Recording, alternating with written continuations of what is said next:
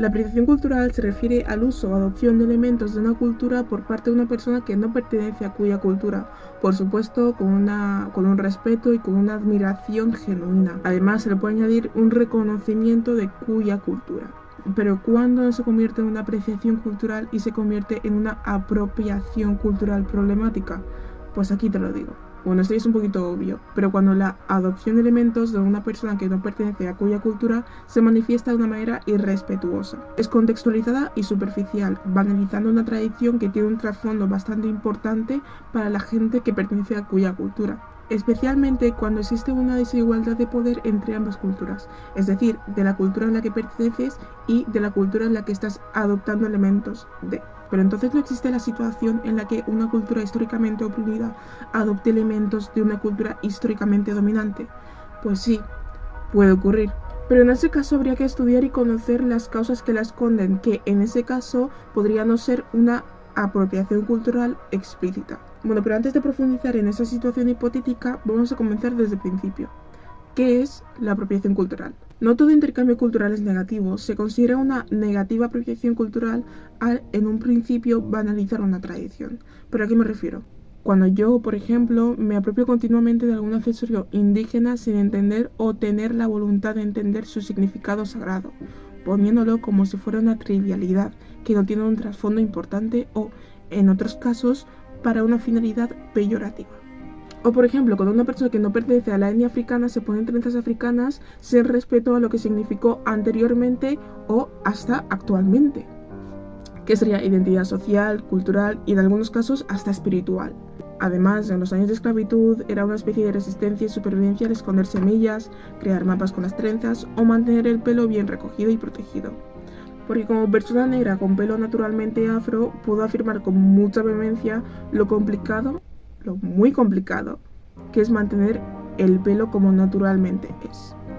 De ahí que muchas alumnas de institutos nigerianos, como ejemplo, decidan o, en ocasiones por obligación del centro educativo, tengan que cortarse el pelo o trenzarlo. ¿Qué tal? Solo imagínate. No te pido que tengas que hacer un doctorado sobre la historia de las trenzas africanas. Lo que te estoy pidiendo es que por lo menos no lo utilices con finalidad peyorativa. Que en ámbitos más generales, ámbitos más abiertos, lo utilices con respeto y con ápices de conciencia. En general, muchas comunidades han luchado para mantener viva su cultura. Si tal cultura no te hace daño ni a ti ni a otra persona, creo que se merece respeto.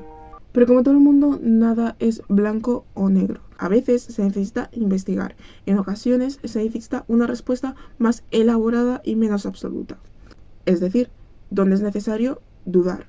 En algunos lugares, por causas culturales, sociales o religiosas, la violencia doméstica o la violencia hacia la mujer está normalizada, al ver al hombre como superior, la cabeza del hogar, y a la mujer como su subordinada, al tener creencias religiosas malinterpretadas o, muy importante, la falta de una educación legítima.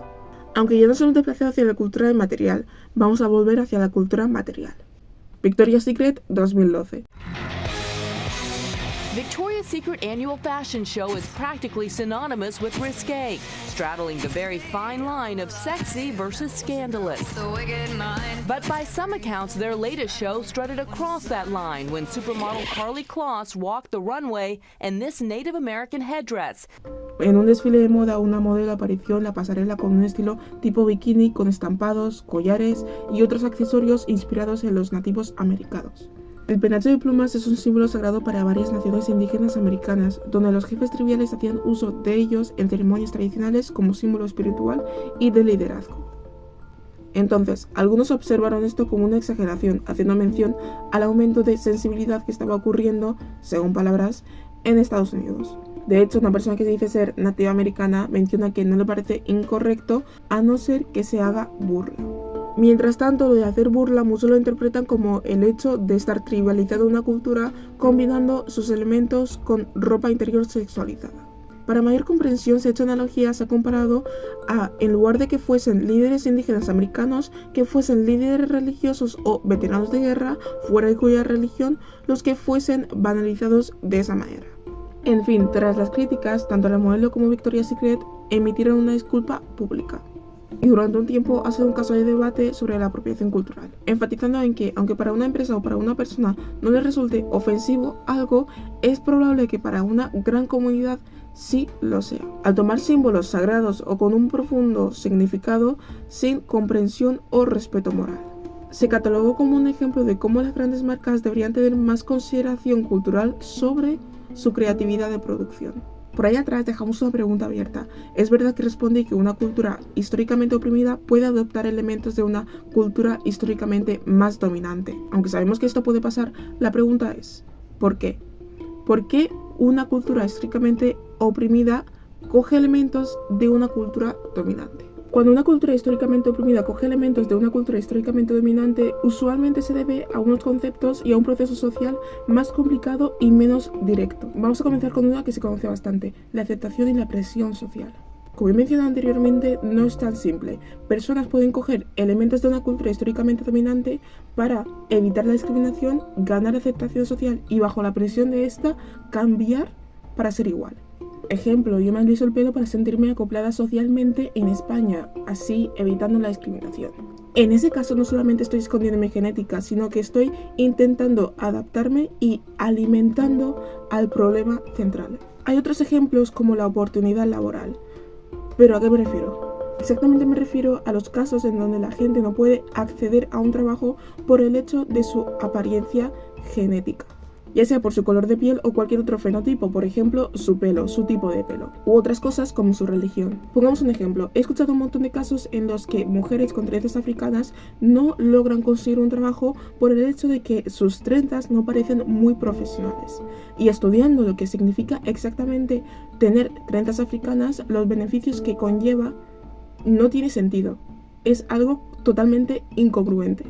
¿Pero a qué lleva una filosofía como esa? Pues vídeos como: esto se ve caro, esto se ve barato. Esto se ve caro, esto se ve caro, esto se ve barato. Esto se ve caro, esto se ve barato. Esto se ve caro, esto se ve caro, esto se ve barato. No sé, es un gusto que alimenta una mentalidad equívoca e ignorante. Para acabar, me gustaría mencionar algo que espero que se haya entendido ya anteriormente, que no se iban por simple gusto, que no es solamente un peinado, que tiene una funcionalidad objetiva y si necesitas más excusas para retroalimentar tu mentalidad, ¿quién más se le va a hacer? Pregúntale a ChatGPT. Aunque francamente he ido metiendo mis pequeñas tesis entre medias del vídeo, aquí está una opinión más resumida. Las culturas han ido influenciando mutuamente. Los intercambios de material cultural sin duda son interesantes. Si se hace con una mentalidad de respeto, con interés, gusto genuino y sin la necesidad, presión u obligación externa o interna a dejar o formar parte de una cultura, creo que sería la utopía perfecta.